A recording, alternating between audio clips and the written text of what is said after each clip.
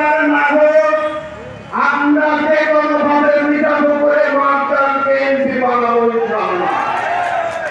বাংলাদেশে যদি এমপি পার্টির একটা এমপি হয়, সেটা হবে আব্দুল বাসেত মাস্টার। মিঠাপুকুরের জনমানুষের নেতাকে আমরা জাতীয় পর্যায়ের নেতা বানাতে চাই।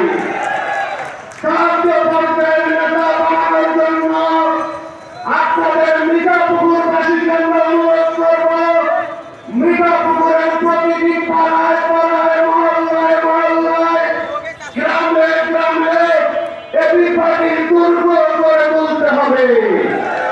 প্রতিটা